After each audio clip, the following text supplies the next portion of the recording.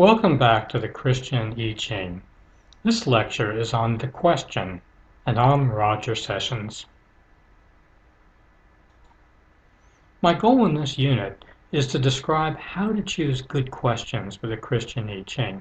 It all starts with the questions. If we're not asking good questions, we're not going to get good answers. So let's look at how we define what a good question looks like.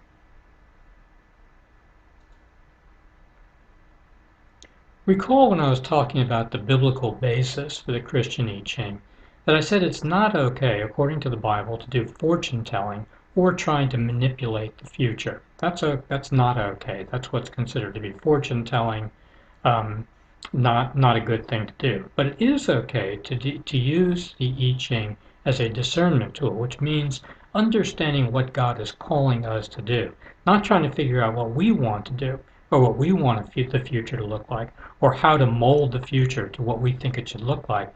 It's asking God, how are we called upon to help bring about the future God wants? Here's some basic guidelines for asking questions of the Christian I Ching, and you can find a copy of this in the resource section for this lecture, so don't try to write all these down or memorize them.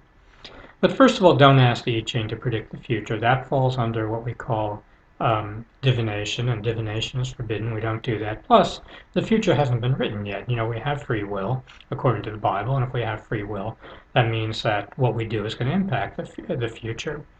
Don't ask for help violating God's laws. So if you know something is something you shouldn't be doing, don't ask the Christian I Ching to help you figure out the best way to do it. Don't ask yes or no questions. The Christian I Ching, like all I Chings, has no language for yes or no. It just has a language for, show me how to respond to a particular situation. But yes, no is not meaningful. Neither is either or. So don't say, should I do A or should I do B? First of all, the I Ching will probably come up with some solution C that you'd never occurred to you.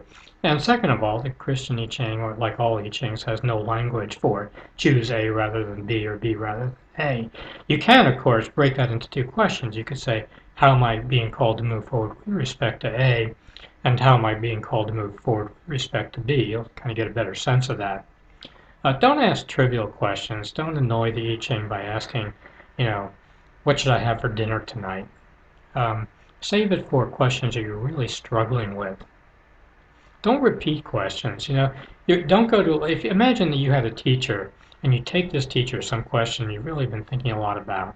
The teacher spends 15 or 20 minutes with you going over in detail what the answer to your question should be, and then you turn around and come back 2 minutes later and ask your teacher the exact same question again. That's going to annoy the teacher. That's probably going to annoy the I Ching. So don't do that. Don't make assumptions about what the answer is. So don't ask for help in bringing about what you think you should do.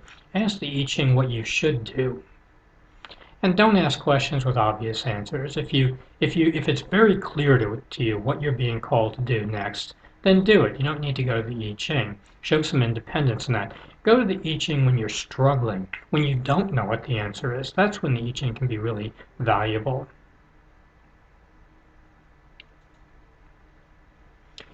The ideal question is an issue that you've really been struggling with, and it seems to have no good resolution.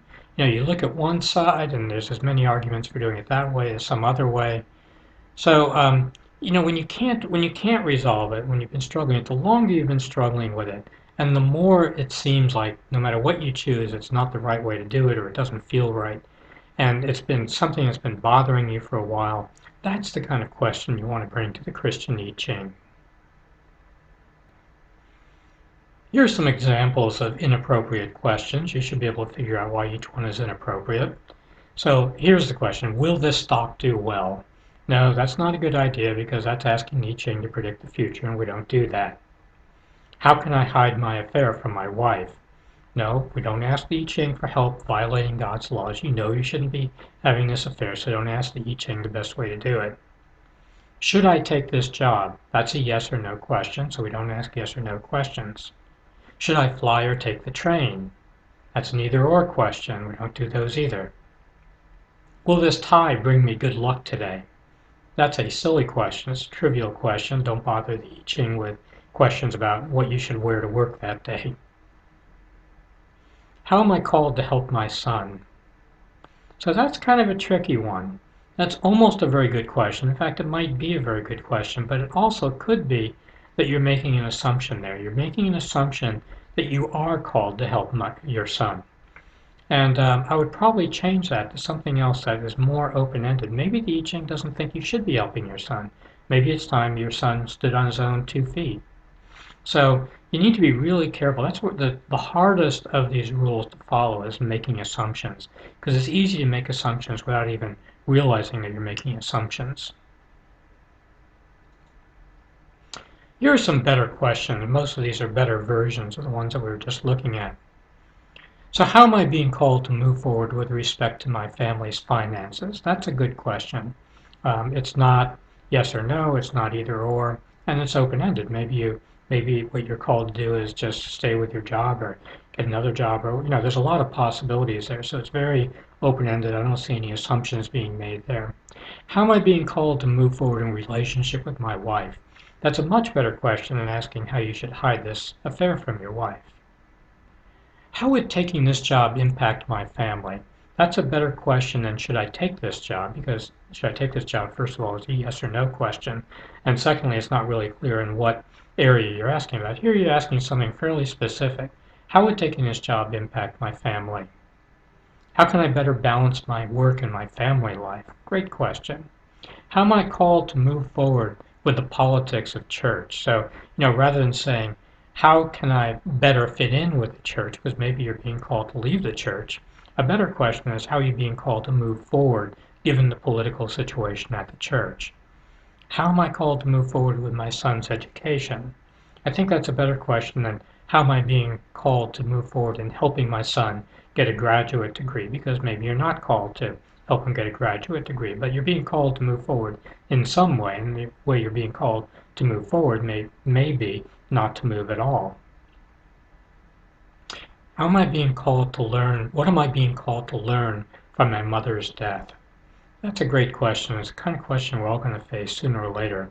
And you can ask the I Ching to give you some guidance in terms of what you're being called to learn from this particular situation. Now here is a real case study. This is a real question that I wanted to ask the Christian I Ching. So when I was thinking about creating this online training course for the Christian I Ching, the course that you're taking right now, I had a lot of reasons that I thought it was a good idea, but I had an equal number of reasons why I thought it was a horrible idea. So on the positive side, the Christian I Ching has been a great benefit to me, and I've seen it help many other people as well. There's nothing else like this. And, from a purely financial perspective, this could help the book sales. So those are a number of the arguments in favor of doing this online course. But there are at least as many compelling arguments saying that I shouldn't do this online course. For example, I knew I didn't have the time to do this. At the time, I had no idea how long this was going to take. If I'd known how long it was going to take to do this course, that would have been an even more compelling argument. But even knowing what I knew then, I knew it was going to take a long time. And I need to take that time to focus on what my real business is, where I really have the opportunity to bring in some finances. So I'm taking time away from my business. I don't have this time. I'm too involved with too many other things. It's not likely that this is going to be a great financial success. And in terms of being called to help the world see the Christian I Ching, I sort of feel like, well, okay, I've done the book. I took a lot of time off from work to do that. So I've done my part. Now it's somebody else's turn to make a sacrifice. So I had arguments for doing this and arguments against it. Now, as you can probably guess, the I Ching decided that it was a good idea for me to do this, but we'll look at this as we go along. But that's the kind of question I'm focusing on. Should I create this online training course for the Christian I Ching? Now let's look at how that question evolved as I tried to apply the rules that I was talking about to that question. My initial question was pretty straightforward. Should I create an online training course for the Christian I Ching? But that's a bad question. Why? Because it's a yes or no question. And as I said, the Christian I Ching has no language for yes or no. So I need to change that question to something that's not yes or no. Okay, here's my second pass. Should I focus on the online training course for the Christian I Ching, or should I spend that time focusing on my business? But again, we've got a problem with that. That's an either-or question. And as I've said, the Christian I Ching doesn't respond to either-or questions. Okay, here's my third pass at the question. How can I best bring forth the Christian How can I best bring forth the Christian I Ching online training course? Now that seems better. It's not yes or no. It's not either or. But the problem is that that question is making this assumption. It's assuming that I am called to bring forward the Christian I Ching online training course, and I'm asking how best to do it. But that violates the rule about no assumptions. So here's the final question I ended up with. How am I called to move forward with an online I Ching workshop for Christians? I like that because it's not making assumptions, it's not either or, it's not yes or no. So that's the question that I brought to the Christian I Ching.